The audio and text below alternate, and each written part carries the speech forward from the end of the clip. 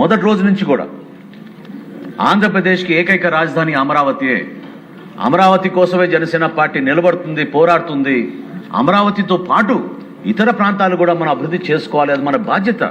It's ఆ responsibility అధ్యక్ష. అంతేగాని వీళ్ళు తీసుకున్న రాజకీయ ఎజెండాని మనం ప్రజల్లో ఒక భయంతో తీసుకెళ్లకూడదు. వాస్తవాలు ఏదో తెలపాలనే ఉద్దేశంతో ఆ రోజు పవన్ కళ్యాణ్ గారు ఏ ప్రాంతానికి వెళ్ళినా, ఎక్కడ ఎటువంటి సభ ఏర్పాటు చేసినా కూడా దానిపైనే మేము నిలబడ్డాం అధ్యక్ష.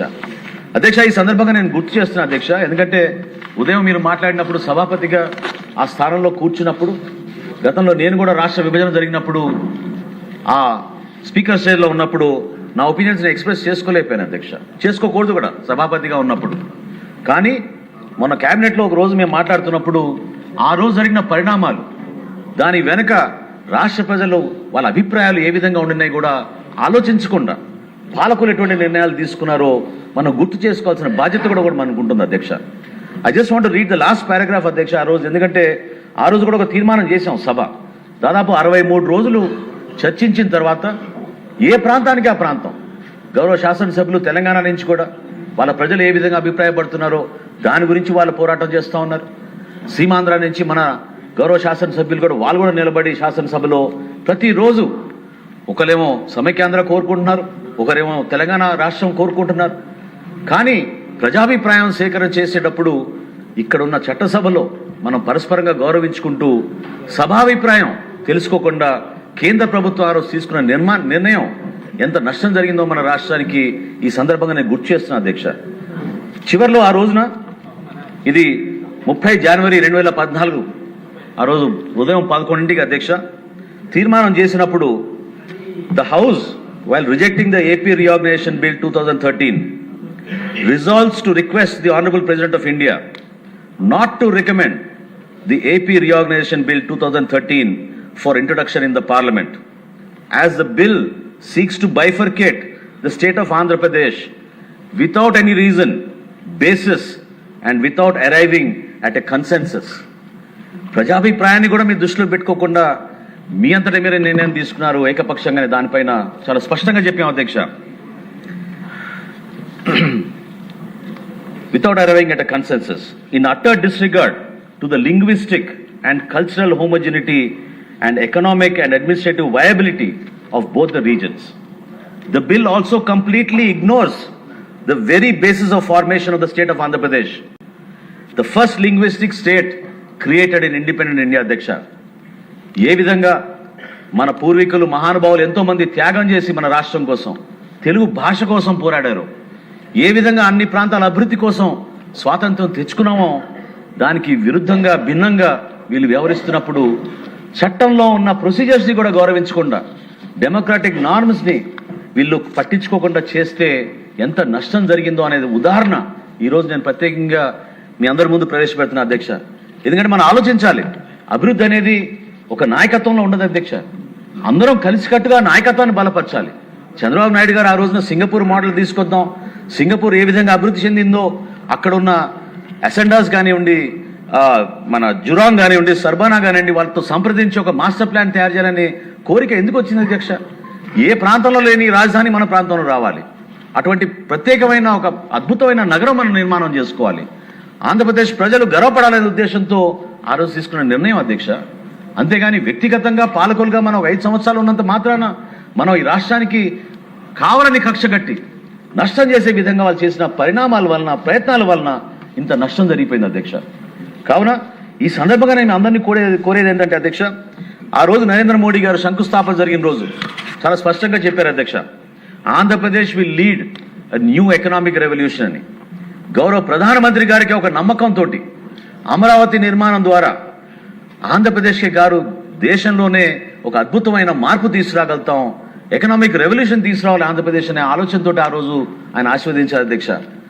ఆ అనుగుణంగా ప్రతి ఒక్కరూ కూడా కష్టపడి పనిచేయాలి అధ్యక్ష.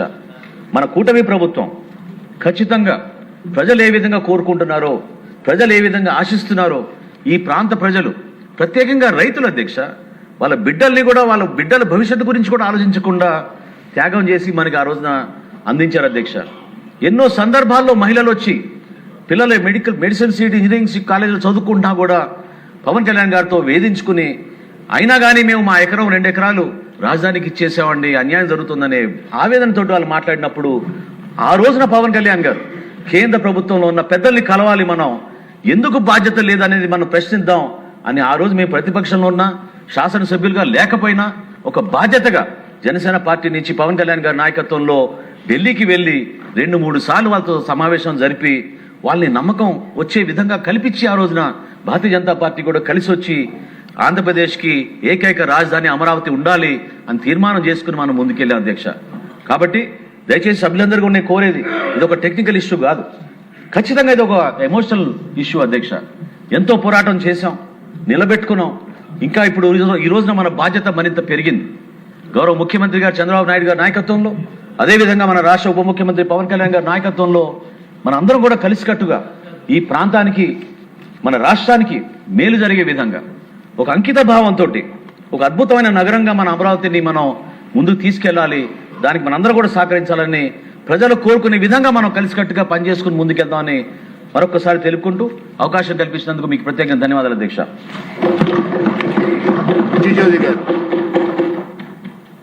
సార్ టైం దృష్టిలో పెట్టి మాట్లాడండి ప్లీజ్. మరో మాట చెప్పండి సార్, మరో మాట చెప్పండి సార్.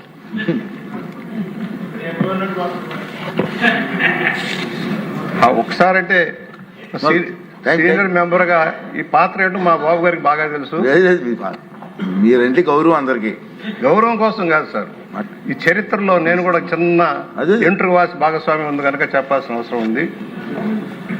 అమరావతి ఎందుకు, అమరావతి రాజధానిగా ఎందుకు? చరిత్ర, శాతవాహనులు తెలుగు రాజులు చరిత్రలో దేశాన్ని పరిపాలించిన రాజులు ఇక్కడి నుంచే, దాణ్యకోట అమరావతి నుంచి, శాతవాహనుల కాలం నుంచి కూడా. మహాయాన బౌద్ధం ప్రపంచవ్యాప్తి చెందడానికి ప్రధాన కారణం శ్రీపర్వతం అనే నాగార్జున కొండ. దాన్ని ప్రోత్సహించిన వాళ్ళు శాతవాహనులు. నాగార్జునుడు ఇక్కడి నుంచే తన మహాయాన సిద్ధాంతాన్ని ప్రపంచానికి చాటి చెప్పి బౌద్ధ వ్యాప్తి కారకులయ్యారు. అలాగే అదే డైనాసిటీలోనే వ్యాపారం అభివృద్ధి చెందింది. దండకోట నుంచి ఏదైతే చీరాల చిన్నగంజా మధ్య ఉన్న మోటుపల్లి రేవు నుంచి వాణిజ్యం విదేశాలకు తరలిపోయేది. రోమన్స్ తోటి వాణిజ్యం చేశారు. అరేబియన్ కంట్రీస్ నుంచి కూడా వాణిజ్యం ఇక్కడ జరిగేది. ఆ తర్వాత కాకతీయ డైనాసిటీ వచ్చేటప్పటికి కూడా కాకతీయులు కూడా ఈ ప్రాంతం నుంచి పరిపాలన సాగించు తెలుగు భాషకి, తెలుగు నాణాలని కూడా గుర్తించి దాని ద్వారా ప్రాచుర్యం పొందిన చక్రవర్తులు ఉన్నారు. ఆ విధంగా ఈ ప్రాంతం అభివృద్ధి చెందింది. ఎందుకంటే మనం ఎందుకు ఈరోజు వస్తున్నాం? ఒకటి, దక్షిణాపథం అంతా ఒకే రాష్ట్రంగా ఉన్న రోజుల్లో తెలుగువారం అంతా చెన్నైకి వెళ్ళి అభివృద్ధి చేసుకుంటూ వెళ్ళాం. తెలంగాణ తమిళనాడులో పరిశ్రమలు అభివృద్ధి చేసుకున్నాం, పెట్టుబడులు పెట్టాం, ఇదే మన రాజధాని కొనుక్కున్నాం. ఆ తర్వాత తెలుగు వారికి అన్యాయం జరుగుతున్న భావంలో పొట్టి శ్రీరాములు గారి త్యాగ ఫలితంగా భాషా ప్రయుక్త రాష్ట్రాలు వచ్చాయి. భాషా ప్రయుక్త రాష్ట్రాలు రావడంలో అనేక కోల్పోయి వచ్చాం మనం. మొదటి నుంచి ఆంధ్ర ప్రాంతం అంతా, రాయలసీమ ప్రాంతం అంతా కూడా చెన్నై మీద ఆధారపడి ఉండేవాళ్ళం. చెన్నై ఎప్పుడైతే మనకి తమిళనాడుకి వెళ్ళిపోయిందో మనకి అవసరాలు పెరిగిపోయినాయి. తర్వాత కర్నూలు వచ్చాం. తర్వాత మళ్ళీ భాషా ప్రయుక్త రాష్ట్రాలు ఆంధ్రప్రదేశ్ ఏర్పాటు అయిన తర్వాత హైదరాబాద్ని డెవలప్ చేసుకున్నాం. హైదరాబాద్ సమగ్రంగా అభివృద్ధి చేసుకున్నాం. ఇదే మన రాజధాని అనుకున్నాం. దురదృష్టవశాత్తు భాషా ప్రయుక్త రాష్ట్రాల్లో మన విభజనవాదంలోకి వెళ్ళిపోయి మనం కట్టుబాట్లతో వచ్చాం. దానివల్ల తీవ్రంగా నష్టపోయిన ఆంధ్ర ప్రాంతం, రాయలసీమ ప్రాంతం అంతా కూడా, ఉత్తరాంధ్ర కానీ. ఫలితంగానే ఈ రోజున ఒక రాజధాని లేని రాష్ట్రం ఉంది. అనేక నగరాలన్నీ కూడా సాధ్యమైనంత నదీ తీర ప్రాంతాల్లోనూ, సముద్ర తీర ప్రాంతాల్లో అభివృద్ధి చెందినాయి. మనకు సరైన నగరం లేదు, పరిశ్రమలు లేవు, పెట్టుబడులు లేవు. వ్యవసాయ ఆధారంగా మిగిలిపోయాం. ఆదాయం లేని పరిస్థితుల్లో రాష్ట్ర విభజన జరిగింది అశాస్త్రీయంగా. దాని ఫలితంగా మనం ఇవాళ మరలా కొత్త రాజధాని ఏర్పాటు చేసుకోవాల్సిన పరిస్థితుల్లో ఆ రోజున విభజన చట్టం వచ్చే ముందే నేను తిరిగాను అధ్యక్ష. ఈ ప్రాంతం అంతా తిరిగాను. బాబు గారికి కూడా తెలుసు. నేను బాబు గారి పక్కన కూర్చొని హైదరాబాద్ పాత అసెంబ్లీ భవనంలో వారికి చెప్పాను, ఈ ప్రాంతం అంతా అచ్చంపేట డిగ్రేడెడ్ ఫారెస్ట్ 8,000 ఎకర్స్ ఉంది సార్. డిగ్రేడెడ్ ఫారెస్ట్ 8,000 ఎకర్స్ ఉంది. ఈ ప్రాంత రైతులు నష్టపోయి ఉన్నారు. పొగాకు కానీ పత్తి కానీ నష్టాలు పాలైపోయారు. భూములు ఇవ్వడానికి సిద్ధపడుతున్నారని వారి దృష్టిలో పెట్టాను నేను. ఆ సందర్భంలోనే ఒకటి చాలా మందికి తెలియదు ఏంటంటే, సారవంతమైన భూమి అంటారు. మంగళగిరి నుంచి అమరావతి వెళ్లే దారిలో కుడి పక్క మాత్రమే సారవంతమైన భూమి. రోడ్డు దాడితే కటికి ఉప్పులు సార్. బోర్లు పడవు. ఎంఎస్ఎస్ కోటేశ్వరరావు మంత్రిగా ఉన్నప్పుడే ఎత్తిపోతల పథకాలు పెట్టి కొంతవరకు నీరు వచ్చింది. కానీ ఆ అమరావతి రోడ్డుకి కుడి పక్క మాత్రమే 1 కిలోమీటర్ ప్రాంతం మాత్రమే తీటి నీరు ఉంటుంది. ఆ తర్వాత కటిక ఉప్పుని బోర్లు కూడా పడవు సార్. అందువల్ల రైతులు ఇవ్వడానికి